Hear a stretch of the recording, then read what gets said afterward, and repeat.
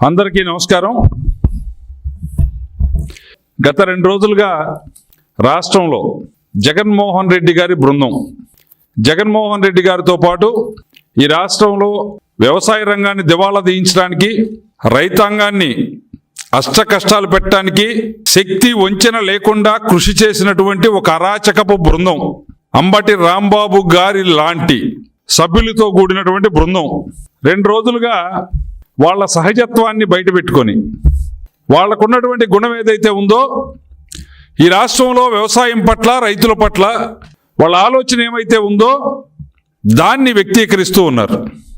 అరేరే, నిన్న press meet పెట్టి వాళ్ళ ఆక్రోశం వెళ్ళగక్కుతూ ఉన్నారు.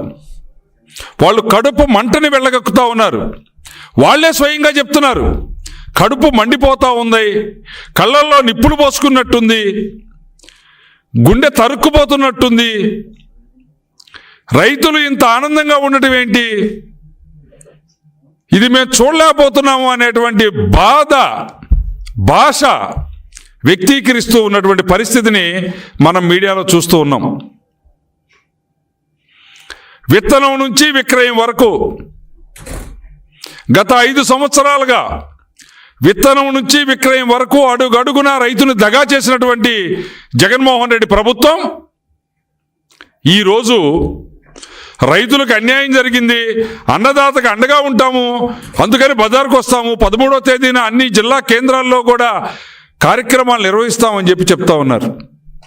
నిజంగా రైతుల దగ్గరికి పోయి ఈ మాట చెప్పి నీ పార్టీలో ఉన్న రైతులైనా సరే నువ్వు బజారుకు తేగలిగితే జగన్ రెడ్డి అండ్ బృందం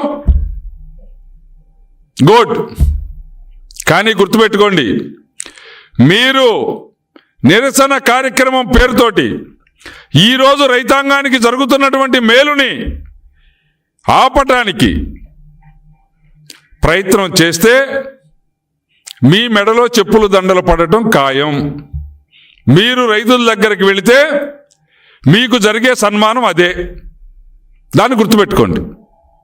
గత 5 సంవత్సరాలుగా రైతులు కోల్పోయినటువంటి, రైతులు నష్టపోయినటువంటి విషయాలు ఏవైతే ఉన్నాయో అవన్నీ తిరిగి ఈరోజు గాడిని పెట్టేదానికోసం కూటమి ప్రభుత్వం రైతు గెలవాలి, వ్యవసాయం నిలవాలి అనేటువంటి మహాసంకల్పంతో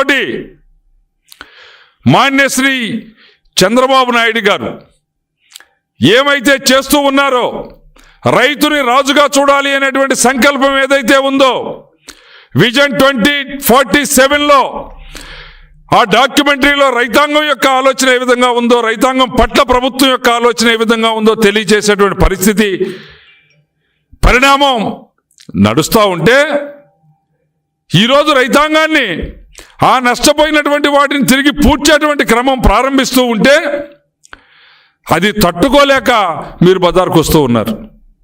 5 సంవత్సరాల్లో ఏ రోజన్నా సూక్ష్మ పోషకాల గురించి, మైక్రో న్యూట్రియంట్స్, ఈరోజు రైతాంగం ఆఫీసుల చుట్టూ కూడా తిరిగి అయ్యా 5 సంవత్సరాలుగా నష్టపోయాం, భూసార పరీక్షలు లేవు, భూమికి సూక్ష్మ ధాతువులను అందించేటువంటి పరిస్థితి లేకుండా పోయింది, మా భూములు గుల్లబారిపోతూ ఉన్నాయి, మా భూములు సౌడితెలిపోతూ ఉన్నాయి, మా భూములు సారం కోల్పోతూ ఉన్నాయి, మా భూములు రోగిష్టిగా మారిపోతూ ఉన్నాయి, తిరిగి ఆదుకోండి, కూటమి ప్రభుత్వం వచ్చిందని రైతాంగం మాట్లాడుతూ ఉంటే ఈరోజు వ్యవసాయ శాఖకు సంబంధించినటువంటి మొత్తం డిపార్ట్మెంట్, గ్రామ స్థాయి నుంచి జిల్లా స్థాయి వరకు, రాష్ట్ర స్థాయి వరకు ఉన్నటువంటి ఈ రెవెన్యూ డిపార్ట్మెంటు, ఈ ఇరిగేషన్ డిపార్ట్మెంటు, ఈ ఎనర్జీ డిపార్ట్మెంటు, ఈ అగ్రికల్చర్ డిపార్ట్మెంట్కి తోడై రైతాంగాన్ని ఉన్నత స్థితిలో నిలిపేదానికోసం ప్రయత్నం చేస్తూ ఉంటే ఈరోజు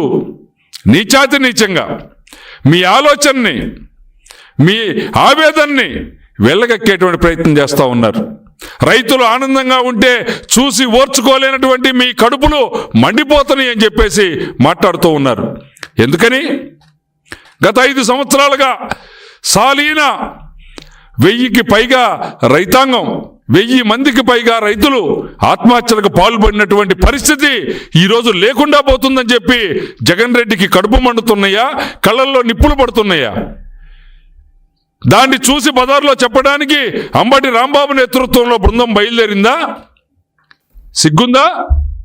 వైసీపీ ప్రభుత్వ పార్టీకి తమ ప్రభుత్వంలో ఉన్నప్పుడు రైతాంగానికి ఏం చేశాం, ఎలా ఆలోచించామని.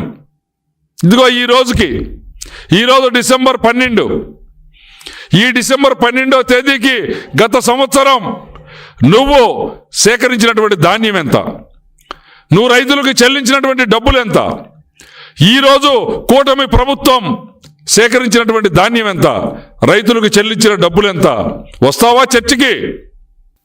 చర్చకు వచ్చి రైతాంగానికి ఎక్కడ ఏం జరిగింది, వైసీపీ ప్రభుత్వంలో ఏం జరిగింది, కూటమి ప్రభుత్వంలో ఏం జరిగింది అనేటువంటి చర్చ చేయటానికి నువ్వు సిద్ధంగా ఉన్నావా? పబ్బం గడిస్తే చాలు, ఏదో కారణంతో బజారుకు రావాలనే ఆలోచన కాదు. వ్యవసాయం అనేది ఈరోజు కూడా ఆంధ్ర రాష్ట్రంలో 168% ప్రజానీకం ఆధారపడి జీవిస్తున్నటువంటి రంగం వ్యవసాయ రంగం. ఆ వ్యవసాయ రంగం పట్ల బాధ్యతగా ఉండాలి. చెప్పు, నీకింకా ఏమైనా మంచి సలహాలుంటే, ఆలోచనలుంటే చెప్పు, ఆలోచిద్దాం. నువ్వు చెప్పింది మంచిదైతే ఆచరిద్దాం. గత 5 సంవత్సరాల్లో ఒక్క పంట కాలువ తూటాకు ఒక్క తూటికాడ పీకింది లేదు జగన్ రెడ్డి నీ ప్రభుత్వం. ఒక్క మురుగు కాలువలో పూడిక తీసింది లేదు నీ ప్రభుత్వం. నీటిపారుదల రంగాన్ని నిర్వీర్యం చేసి వర్షం వస్తే వరదగా మారేటువంటి పరిస్థితిని సృష్టించినటువంటి దుర్మార్గమైన ప్రభుత్వం ఇది. కొద్దిపాటి వర్షాలకే పంట పొలాలన్నీ మునిగిపోయేటువంటి పరిస్థితి, మురుగునీటి వ్యవస్థ లేక. అలాంటి నువ్వు ఈరోజు కూటమి ప్రభుత్వంలో రైతులకు అన్యాయం జరిగింది, దానికోసం అండగా ఉంటాం, బజారుకు వస్తామని చెప్పి మాట్లాడుతూ ఉన్నావు.